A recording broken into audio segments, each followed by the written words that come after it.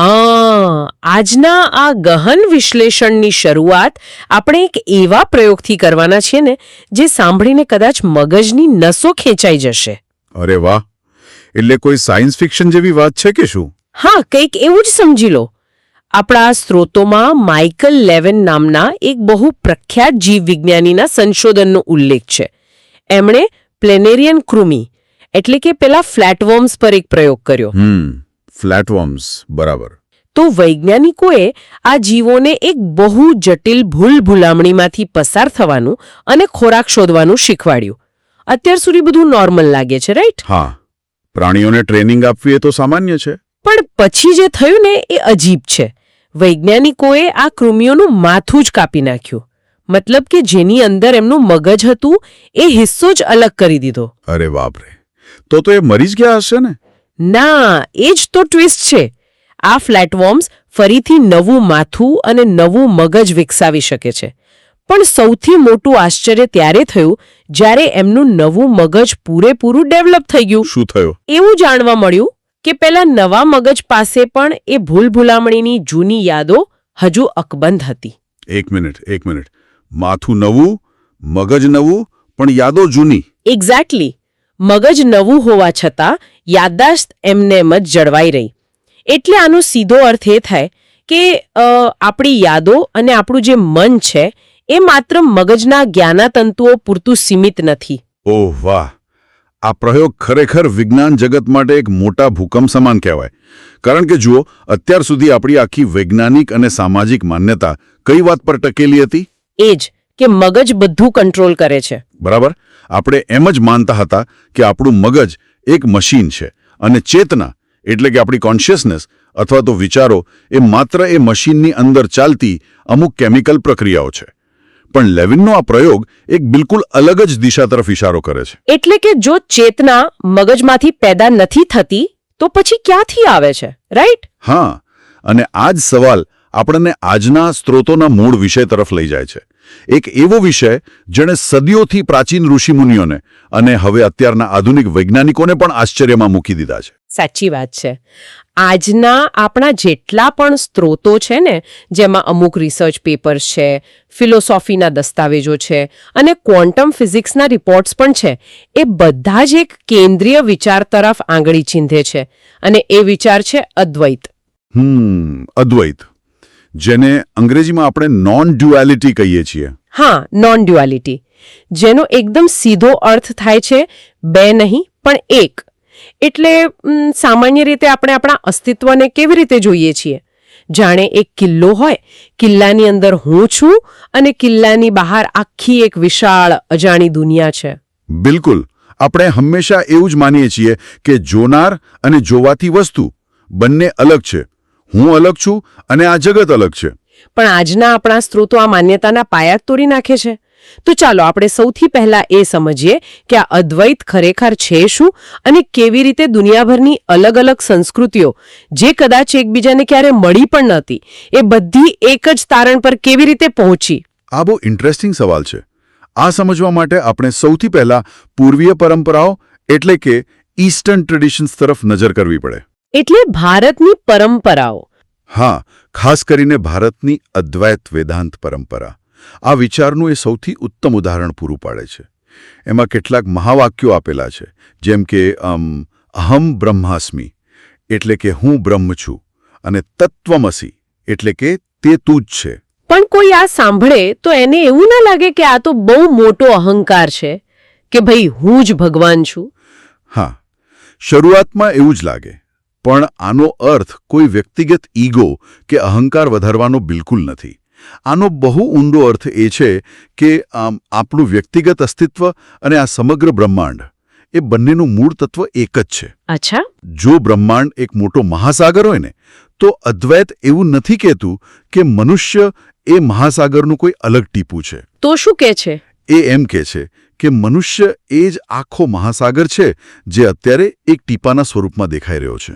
અરે વાહ! આ બહુ જ સુંદર વાત કહી. અને આ જ વાત બૌદ્ધ ધર્મના હાટ સૂત્રમાં પણ જોવા મળે છે ને? હા, બિલકુલ. આપણા સ્ત્રોતોમાં એનો ઉલ્લેખ છે, જ્યાં બહુ જ સ્પષ્ટ કહેવાયું છે કે રૂપ એ શૂન્યતા છે અને શૂન્યતા જ રૂપ છે. પહેલી વાર સાંભળીએ તો આ વાક્ય બહુ વિરોધાભાસી લાગે, પણ હું વિચારતી હતી કે જો આધુનિક ભૌતિક વિજ્ઞાનની દૃષ્ટિએ વિચારીએ તો એ એકદમ સાચું ઠરે છે. હા, જેમ કે કોઈ પણ ઘન પદાર્થ લઈ લો. માની લો કે એક લાકડાનું ટેબલ છે, તો અંદરથી તો એ 99% ખાલી જગ્યા જ છે ને. અણુઓની અંદર મોટાભાગે શૂન્યતા જ હોય છે. સાચી વાત છે. એટલે કે જે આપણને નક્કર લાગે છે એ ખરેખર ખાલી છે, અને એ ખાલીપામાંથી જ આ બધા આકારો ઊભા થાય છે. બરાબર. અને જુઓ, આ વિચાર માત્ર ભારત પૂરતો સીમિત ન હતો. ચીનની પ્રાચીન દાઓઇઝમ પરંપરામાં પણ આ જોવા મળે છે. લાઓઝીએ એક બહુ સરસ વાત કહી હતી. શું? એમણે કહ્યું હતું કે જે દાઓને શબ્દોમાં વર્ણવી શકાય તે સાચો દાઓ નથી. એટલે કે શબ્દો ટૂંકા પડે છે. કે ડ્યુઅલ માળખું છે. જ્યારે આપણે કોઈ પણ વસ્તુને નામ આપીએ છીએ, દાખલા તરીકે આપણે કહીએ કે વૃક્ષ, તો એ નામ આપીને આપણે શું કર્યું? આપણે એ વૃક્ષને આસપાસની હવા, જમીન અને સૂર્યપ્રકાશથી અલગ પાડી દીધું. પણ વાસ્તવમાં વૃક્ષ એ કોઈ અલગ વસ્તુ થોડી છે. તે તો પૃથ્વી અને સૂર્યની એક સળંગ પ્રક્રિયા છે. ઓહ, એટલે ભાષા અને શબ્દો વાસ્તવિકતાના ટુકડા કરી દેશે, એવું કહી શકાય? એક્ઝેક્ટલી. શબ્દો હંમેશા વિભાજન કરે છે. ચાલો, આને થોડું વધુ સ્પષ્ટ કરવા માટે હું એક ઉદાહરણ આપું. શું આપણે આખી દુનિયાને એક સિનેમાના પડદા જેવી માની શકીએ? સિનેમાનો પડદો સમજાવો, કેવી રીતે? ધારો કે કોઈ થિયેટરમાં બેઠું છે. હવે પડદા પર ક્યારેક ભયાનક યુદ્ધના દ્રશ્યો આવે છે, ક્યારેક આગ લાગે છે, તો ક્યારેક ભયંકર વાવાઝોડું આવે છે. આ બધી વાર્તા છે જે સતત બદલાતી રહે છે. વેદાંતમાં કદાચ આ બદલાતા દ્રશ્યોને જ આપણે માયા કે ભ્રમ કહીએ છીએ, રાઈટ? હા, એકદમ સાચું. પણ જો આપણે ધ્યાનથી જોઈએ તો પડદા પર આગ લાગવા છતાં પડદો બળતો નથી, વાવાઝોડું આવવા છતાં પડદો ફાટતો નથી. જે પડદો છે તે હંમેશા શાંત, સ્થિર અને અકબંધ જ રહે છે. તો શું આ પડદો એ જ પેલું ભ્રમ કે શુદ્ધ ચેતના છે જેના પર આપણા આખા જીવનનો પિક્ચર ચાલી રહ્યું છે? આ બિલકુલ સચોટ અને બહુ જ ગહન ઉદાહરણ આપ્યું તમે. અદ્વૈત વેદાંતના 3 મુખ્ય સ્તંભો છે. પહેલું, બ્રહ્મ સત્યમ, એટલે કે માત્ર બ્રહ્મ જ સત્ય છે. બીજું, જગત મિથ્યા, એટલે જગત એક આભાસ છે. અને ત્રીજું, જીવો બ્રહ્મૈવ નાપરઃ, એટલે કે વ્યક્તિગત આત્મા બ્રહ્મથી અલગ નથી. તમારા ઉદાહરણમાં જે પડદો છે એ બ્રહ્મ છે અને ચલચિત્રના જે પાત્રો છે એ જીવ છે. પાત્રો પોતાને અલગ માને છે, પણ વાસ્તવમાં એ માત્ર પડદા પર પ્રકાશની રમત છે. બરાબર. અને બહુ રસપ્રદ વાત તો એ છે કે પશ્ચિમી ફિલોસોફીમાં પણ, એટલે કે વેસ્ટર્ન ફિલોસોફીમાં પણ આ જ તારણો જોવા મળે છે. ગ્રીક ફિલોસોફ પ્લોટિનસે ધ વનનો ખ્યાલ આપ્યો હતો. હા, ધ વન. હા, અને 17મી સદીના પ્રખ્યાત ફિલોસોફ બારુક સ્પિનોઝા એ તો દ્યુસ સિવે નાચુરા, એટલે કે ભગવાન કે પ્રકૃતિનો સિદ્ધાંત આપ્યો હતો. સ્પિનોઝાનું કહેવું બહુ સ્પષ્ટ હતું કે મન અને શરીર એ 2 અલગ અલગ વસ્તુઓ નથી. તો શું છે? એમને કહ્યું કે જેમ એક સિક્કાની 2 બાજુઓ હોય છે, છાપ અને કાંટો, એ દેખાવમાં ભલે અલગ હોય પણ સિક્કો તો એક જ છે ને. તેવી જ રીતે વિચારો અને આ ભૌતિક પદાર્થો એ એક જ પરમતત્વની 2 અલગ અલગ અભિવ્યક્તિઓ છે. અરે વાહ! આ બધી પ્રાચીન ગ્રંથો અને ફિલોસોફીની વાતો સાંભળવામાં તો ખૂબ જ પ્રેરણાદાયક છે. પરંતુ મને એક પ્રેક્ટિકલ સવાલ થાય છે. બોલો ને. જ્યારે કોઈ ટ્રાફિક જામમાં ફસાયું હોય કે ઓફિસમાં કામનું ટેન્શન હોય અને ઈમેલ્સનો ઢગલો પડ્યો હોય, ત્યારે આ અદ્વૈતની ફિલોસોફી કેવી રીતે કામ લાગે? હા, આ બહુ જ પ્રેક્ટિકલ પોઈન્ટ છે. આપણા સ્ત્રોતો એવા કેટલાક સમકાલીન ગુરુઓ, એટલે કે અત્યારના સમયના શિક્ષકોની ચર્ચા કરે છે, જેઓ આ પ્રાચીન જ્ઞાનને આધુનિક જીવનમાં ઉતારવાની વાત કરે છે. જેમ કે નિસર્ગદત્ત મહારાજ નામના ભારતીય સંતનું ઉદાહરણ એમાં ખૂબ જ સ્પષ્ટ આપેલું છે. તેઓ કહેતા કે માત્ર હું છું, એટલે કે આઈ એમ ના શુદ્ધ ભાવમાં સ્થિર થાઓ. હા, નિસર્ગદત્ત મહારાજનો અભિગમ એકદમ સીધો હતો. જો આપણું મન હંમેશા શું કરે છે? આ હું છુંની પાછળ કંઈક ને કંઈક લેબલ લગાવ્યા કરે છે. એટલે કેવી રીતે? એટલે મન કહેશે કે હું વકીલ છું, અથવા હું બીમાર છું, અથવા હું દુઃખી છું. આ બધા લેબલ શું છે? એ પેલા સિનેમાના પડદા પર ચાલતા દ્રશ્યો છે. મહારાજ કહેતા હતા કે આ બધા જ લેબલ્સ કાઢી નાખો. માત્ર અસ્તિત્વ હોવાનો જે મૂળભૂત અહેસાસ છે ને, કોઈ પણ વિશેષણ વિનાનો, ખાલી હું છું નો જે ભાવ છે, બસ એમાં જાગૃત રહો. આ શુદ્ધ અહેસાસ જ વાસ્તવિકતાનો અસલી દરવાજો છે. અને આ જ વાત મુજી જેવા આધુનિક શિક્ષકો પણ કરે છે. તેઓ આને એક માર્ગ વિહોણો માર્ગ એટલે કે પાથલેસ પાથ કહે છે. હા, પાથલેસ પાથ. હા, એમના મતે આપણે જે શાંતિ કે મુક્તિ શોધી રહ્યા છીએ તે કોઈ એવી જગ્યા નથી જ્યાં ભવિષ્યમાં આપણે પહોંચવાનું છે. તે આપણો મૂળ સ્વભાવ જ છે જે પહેલેથી અસ્તિત્વ ધરાવે છે. રૂપર્ટ સ્પાયરા અને સ્વામી સર્વપ્રિયાનંદ પણ સમુદ્ર અને મોજાનું ઉદાહરણ આપીને જ આ સમજાવે છે ને. બિલકુલ. સર્વપ્રિયાનંદ બહુ સરસ રીતે સમજાવે છે કે સમુદ્રમાં હજારો મોજા ઉછળે છે. એક મોજું બીજા મોજા સાથે અથડાય પણ છે. હવે જો મોજાની દ્રષ્ટિએ જોવા જઈએ તો ત્યાં સંઘર્ષ છે. મોજું પેદા થાય છે અને તૂટી જાય છે, એટલે કે જન્મ અને મૃત્યુ છે. રાઈટ. પણ જો એ જ વસ્તુને તમે સમુદ્રની દ્રષ્ટિએ જુઓ તો એ માત્ર પાણીનું હલનચલન છે, બીજું કંઈ જ નથી. મોજા હજારો હોવા છતાં અંદરથી સમુદ્ર તો એક જ છે. સાચી વાત છે. આમાં આચાર્ય પ્રશાંતનો વિચાર પણ આપણા સ્ત્રોતોમાં ખૂબ જ રસપ્રદ રીતે રજૂ થયો છે. તેઓ કહે છે કે આપણું મન જ તમામ દ્વૈત ઊભા કરે છે. હા, એમનો પોઈન્ટ થોડો અલગ અને તીક્ષ્ણ છે. એમનું કહેવું છે કે જ્ઞાન એકઠું કરવું એ પોતે જ દ્વૈત છે. કારણ કે જ્યારે પણ કંઈક જાણવાની પ્રક્રિયા થાય છે ત્યારે બે વસ્તુઓ અસ્તિત્વમાં આવી જાય છે. એક જાણનાર એટલે કે આપણો અહંકાર, અને બીજું જાણવાની વસ્તુ એટલે સાચી સમજણ. જ્ઞાન વધારવામાં નહીં પણ આ વિભાજનમાંથી મુક્ત થવામાં છે. બરાબર. પરંતુ મને અહીં એક બહુ મોટો પ્રશ્ન ઊભો થાય છે. જો મુજી અને અન્ય શિક્ષકો એમ કહે છે કે આપણે પહેલેથી જ મુક્ત છીએ, આપણું સાચું સ્વરૂપ પહેલેથી જ ત્યાં છે, અને આ કોઈ શોધ કરવી એ જ સૌથી મોટો ભ્રમ છે, તો પછી લોકો વર્ષો સુધી સાધના કેમ કરે છે, એમ જ ને? હા, તો લોકો વર્ષો સુધી શા માટે આકરા ધ્યાનની સાધના કરે છે? હિમાલયમાં જઈને બેસવાની શું જરૂર છે? જો બધું જ પહેલેથી પૂર્ણ છે તો પછી આપણે બસ આરામ કેમ નથી કરતા? મહેનત શા માટે? આ બહુ જ વ્યાજબી અને તાર્કિક પ્રશ્ન છે. અને ઘણા લોકોને આ કન્ફ્યુઝન થતું હોય છે કે ભાઈ જો આપણે પહેલેથી જ સમુદ્ર છીએ તો તરવાની મહેનત શા માટે કરવી? એક્ઝેક્ટલી. આનો જવાબ આપણે એક અરીસાના ઉદાહરણથી બહુ સરળતાથી સમજી શકીએ. ધારો કે એક અત્યંત સુંદર અને એકદમ સ્વચ્છ અરીસો છે, પણ એના પર વર્ષોથી ધૂળ જામી ગઈ છે. હવે સ્વાભાવિક છે કે એમાં તમારું પ્રતિબિંબ દેખાતું નથી. સાવ ધૂંધળું દેખાય. હા, હવે ધ્યાન કે સાધનાનું કામ એ અરીસાને નવો બનાવવાનું નથી. અરીસો તો ત્યાં જ છે અને તે પહેલેથી જ પૂર્ણ અને સ્વચ્છ જ છે. સાધનાનું કામ માત્ર એ જામી ગયેલી ધૂળને સાફ કરવાનું છે. ઓહ, આઈ સી. આપણા મનમાં ભૂતકાળના પસ્તાવા અને ભવિષ્યની ચિંતાઓ રૂપી જે ધૂળ સતત જમા થયા કરે છે ને, એ આપણને આપણું સાચું અદ્વૈત સ્વરૂપ જોવા દેતી નથી. ધ્યાન એ માત્ર મનની આ સતત દોડવાની અને વિભાજન કરવાની આદતને રોકવાની એક પ્રક્રિયા છે. બરાબર. આપણે કંઈક નવું મેળવવાનું નથી, માત્ર જે નકામું છે તેને દૂર કરવાનું છે. એટલે કે સત્ય હંમેશા આપણી સામે જ છે, માત્ર આપણી જોવાની રીતમાં જ ખામી છે. અદ્ભુત. અને અહીંથી જ આજના વિશ્લેષણમાં એક બહુ મોટો વળાંક આવે છે. કેવો વળાંક? અત્યાર સુધી આપણે ઋષિમુનિઓ અને ફિલોસોફીની વાતો કરી, પરંતુ આપણા શ્રોતોમાં સૌથી રોમાંચક ભાગ એ છે કે હવે આ ચર્ચામાં જીવ વિજ્ઞાન અને ક્વોન્ટમ ફિઝિક્સની એન્ટ્રી થાય છે. હા, સાયન્સ અને આધ્યાત્મનું મિલન. હા, આધુનિક વિજ્ઞાન, જેને આપણે હંમેશા તર્ક અને ભૌતિક પદાર્થો પર આધારિત માનતા આવ્યા છીએ, તે હવે આ પ્રાચીન અદ્વૈત જ્ઞાનને વૈજ્ઞાનિક પીઠબળ પૂરું પાડી રહ્યો છે. અને આ ખરેખર એક ઐતિહાસિક બદલાવ છે. કારણ કે જુઓ, પરંપરાગત ભૌતિકવાદી એટલે કે જે મટીરિયલિસ્ટ વિજ્ઞાન છે, એ હંમેશા એવું જ માનતું આવ્યું છે કે બ્રહ્માંડ માત્ર જડ પદાર્થોનું બનેલું છે. અને વિજ્ઞાન એવું માનતું કે જ્યારે મગજના જ્ઞાનતંતુઓ એક જટિલ રીતે જોડાય છે ત્યારે તેમાંથી ચેતના કે જાગૃતિ પેદા થાય છે. બરાબર. પણ ફિલસૂફ અને વૈજ્ઞાનિક બર્નાર્ડો કાસ્ત્રપ આનો સખત વિરોધ કરે છે. તેઓ કહે છે કે આ વિચાર બિલકુલ ઊંધો છે.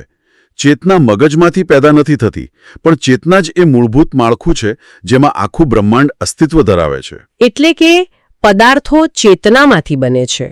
હા, ભૌતિક પદાર્થો એ ચેતનાનું જ એક સ્વરૂપ છે, જેમ આપણે સૌથી પહેલા માથું કપાયેલા ફ્લેટવર્મ્સની વાત કરીને. હા પેલો પ્રયોગ. એ પ્રયોગ સ્પષ્ટ દર્શાવે છે કે યાદો અને જાગૃતિ માત્ર મગજના કોષોના ગુલામ નથી. અને આ જ વાતને વધુ ઊંડાણપૂર્વક સમજાવે છે ડોનાલ્ડ હોફમેનની ઇન્ટરફેસ થિયરી. અરે હા, આ થિયરી તો બહુ જ માઇન્ડ બ્લોઈંગ છે. બિલકુલ.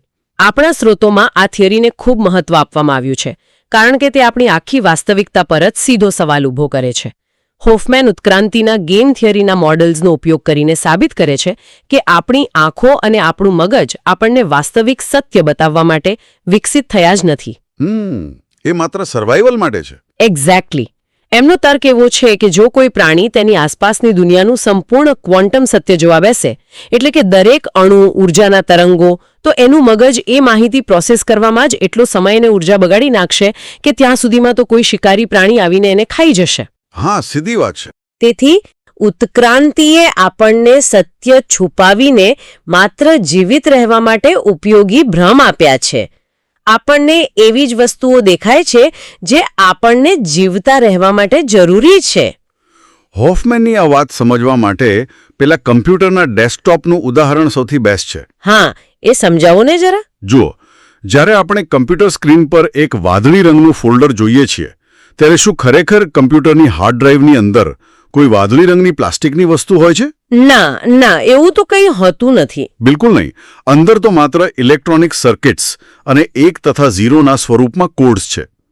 તે ફોલ્ડરનું ચિહ્ન અથવા આઇકોન તો માત્ર કમ્પ્યુટર વાપરનારને કામ કરવામાં સરળતા રહે તે માટે બનાવેલો એક ભ્રમ છે. જો કમ્પ્યુટર વાપરનારને સીધા જ 1 અને 0ના કોડ્સ બતાવવામાં આવે તો તે ક્યારેય કામ નહીં કરી શકે. સાચી વાત છે. મને કહે છે કે આપણું આ 3D જગત પણ આવું જ એક ઇન્ટરફેસ છે. આ ખુરશી, આ ટેબલ, આકાશ, બધું જ એક ડેસ્કટોપ પર રહેલા આઇકોન્સ જેવું છે. વાસ્તવિકતા કંઈક બીજું જ છે, જે કદાચ શુદ્ધ ચેતનાનું એક બહુ જ જટિલ નેટવર્ક હોઈ શકે છે. ઓહ, આ તો જાણે કોઈ સાયન્સ ફિક્શન ફિલ્મની વાર્તા સાંભળતા હોઈએ તેવું જ લાગે છે. આપણું જગત એક વિશાળ ડેસ્કટોપ છે અને ભૌતિક પદાર્થો માત્ર તેના આઇકોન્સ છે, અને આને ક્વોન્ટમ ફિઝિક્સ પણ સમર્થન આપે છે ને? હા, સંપૂર્ણપણે. ક્વોન્ટમ લેવલ પર પેલી ઓબ્ઝર્વર ઇફેક્ટ એવું દર્શાવે છે કે જ્યાં સુધી કોઈ જાગૃત ચેતના અણુઓનું અવલોકન નથી કરતી, એટલે કે એને જોતી નથી, ત્યાં સુધી તે અણુઓ કોઈ એક નિશ્ચિત સ્થિતિમાં હોતા જ નથી.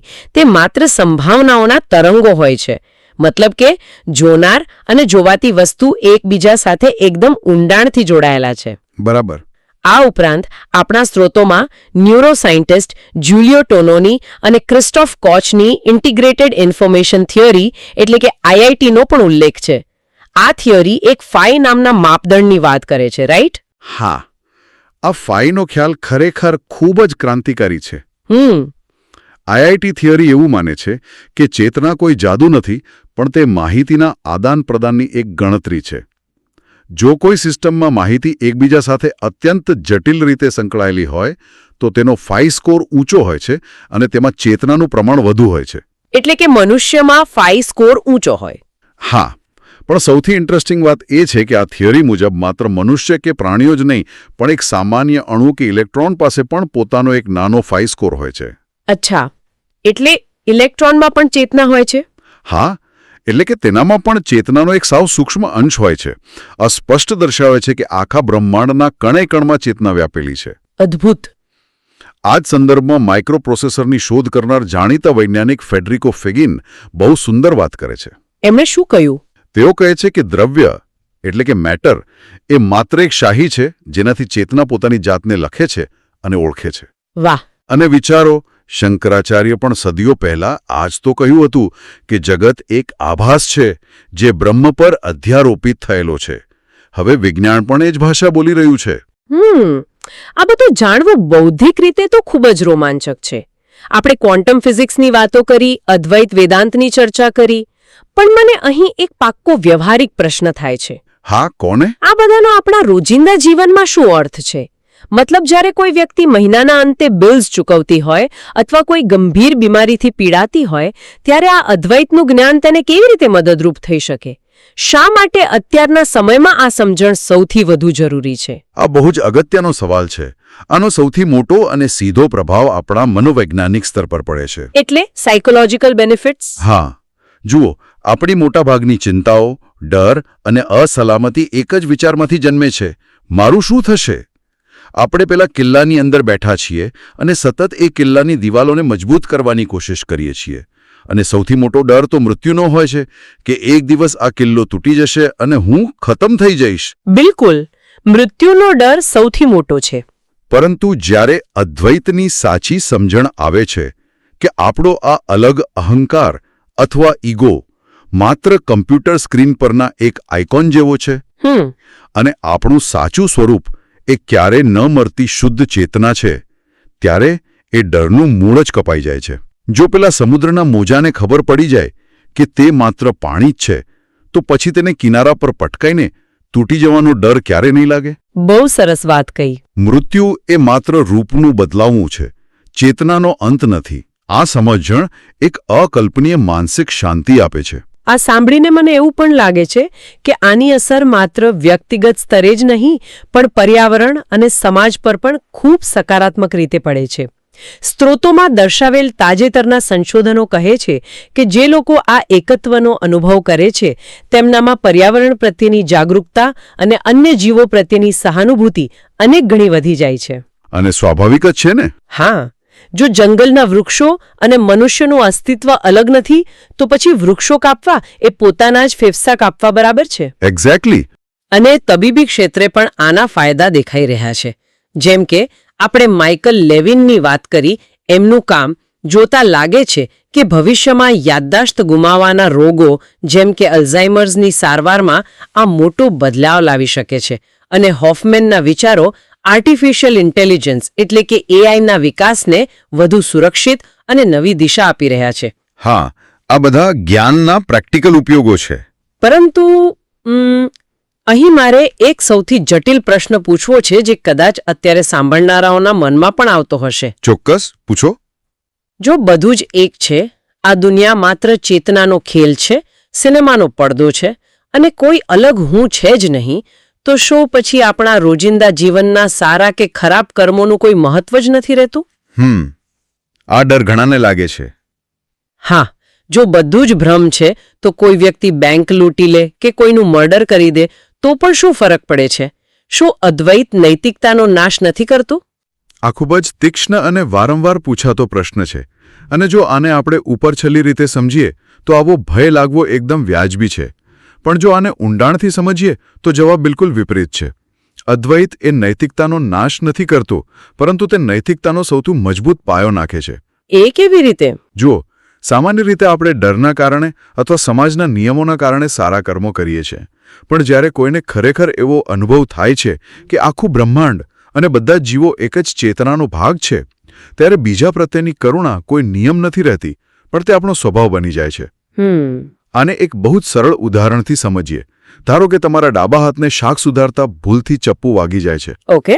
તો શું તમારો જમણો હાથ એવું વિચારશે કે મારે ડાબા હાથની મદદ કરવી જોઈએ કે નહીં? એમાં મારો શું ફાયદો? ના, જમણો હાથ તો તરત જ એને દબાવી દેશે. બિલકુલ. જમણો હાથ તરત જ ઘા પર દબાઈ જશે, કારણ કે બંને હાથ એક જ શરીરનો ભાગ છે. વાહ, આ ઉદાહરણથી તો એકદમ ક્લિયર થઈ ગયું. અદ્વૈત આપણને શીખવાડે છે કે આખું બ્રહ્માંડ આપણું જ વિસ્તરણ છે. કોઈ બીજાને નુકસાન પહોંચાડવું એ શાબ્દિક રીતે પોતાની જાતને નુકસાન પહોંચાડવા બરાબર છે. તેથી જ્ઞાની વ્યક્તિ કોઈનું ખરાબ કરી જ શકતી નથી, કારણ કે એના માટે બીજું કોઈ છે જ નહીં. આ ખરેખર અદ્ભુત સમજૂતી છે. નૈતિકતા એ કોઈ બહારથી લાદેલો કાયદો નથી, પણ એકત્વના અહેસાસમાંથી જન્મતું સ્વાભાવિક પરિણામ છે. તો જો આપણે આજના આ ગહન વિશ્લેષણનો સારાંશ કાઢીએ તો ચિત્ર એકદમ સ્પષ્ટ થાય છે. આધુનિક વિજ્ઞાન અને પ્રાચીન ઋષિમુનિઓ ખરેખર એક જ પર્વત પર ચડવાના બે અલગ રસ્તાઓ છે. ઋષિઓએ ધ્યાનની પ્રક્રિયા દ્વારા અંદરની દુનિયામાંથી એ એકત્વનો રસ્તો શોધ્યો અને આજના વૈજ્ઞાનિકો ક્વોન્ટમ માઇક્રોસ્કોપ અને ગણિતના સમીકરણો દ્વારા બહારની દુનિયામાંથી એ જ તારણ પર પહોંચી રહ્યા છે. સાચી વાત. પણ બંનેની ટોચ એક જ છે, સંપૂર્ણ એકત્વ, એટલે કે નોન ડ્યુઆલિટી. બિલકુલ. વિજ્ઞાન અને આધ્યાત્મ બંને એ જ નિષ્કર્ષ પર પહોંચે છે કે આપણી અલગતા, આપણો અહંકાર એ માત્ર એક સપાટી પરનો આભાસ છે, જ્યારે મૂળભૂત વાસ્તવિકતામાં બધું જ એકબીજા સાથે અવિભાજ્ય રીતે જોડાયેલું છે. વાસ્તવિકતા એ છૂટી છવાઈ વસ્તુઓનો ઢગલો નથી, પણ સંબંધોનું એક સુંદર જાળું છે. આ ચર્ચાના અંતે મારે એક વિચારવા જેવો પ્રશ્ન મૂકવો છે. આપણે ડોનાલ્ડ હોફમેનની વાત કરી, જેમણે કહ્યું કે માનવ ઉત્ક્રાંતિએ આપણને જીવતા રહેવા માટે એક ભ્રમ કે ઇન્ટરફેસ આપ્યો છે, જ્યાં આપણે પોતાની દુનિયાથી અલગ માનીએ છીએ. તો જરા વિચારો, શું એવું બની શકે કે આપણી આધુનિક જીવનશૈલીમાં જોવા મળતી આ સતત તાણ, ચિંતા અને ભયંકર એકલતા એ ખરેખર ઉત્ક્રાંતિની કોઈ જૂની સિસ્ટમની ખામી એટલે કે કોઈ ગ્લિચ છે? બહુ જ ઊંડો વિચાર છે આ તો. લાખો વર્ષો પહેલા કદાચ જંગલમાં જીવતા રહેવા માટે આ અલગપણાની ભાવના ઉપયોગી હશે, પણ હવે તે સિસ્ટમ આઉટડેટેડ થઈ ગઈ છે. આપણે પેલા અહંકારના કિલ્લાની અંદર પુરાઈ ગયા છીએ અને બહાર આવવાનો રસ્તો ભૂલી ગયા છીએ. બરાબર છે. તો શું આ અદ્વૈતની સમજણ, આ સંપૂર્ણ એકત્વનો અહેસાસ એ માત્ર કોઈ ફિલોસોફી નથી, પણ કદાચ માનવજાતનું આગામી ઉત્ક્રાંતિનું પગથિયું છે? શું આ એ જૂની ઓપરેટિંગ સિસ્ટમનું નવું અપડેટ છે? એ કિલ્લાની દિવાલોને તોડીને અનંત આકાશમાં ભળી જવાનો સમય કદાચ હવે આવી ગયો છે? ચોક્કસ આ વિચારવા જેવું છે. આવા રોમાંચક અને ગહન વિચાર સાથે આપણે આજની આ સફરને અહીં જ વિરામ આપીએ છીએ. ફરી મળીશું એક નવા વિષય અને નવા વિશ્લેષણ સાથે. ત્યાં સુધી આ એકત્વના વિચારને વાગોળતા રહો.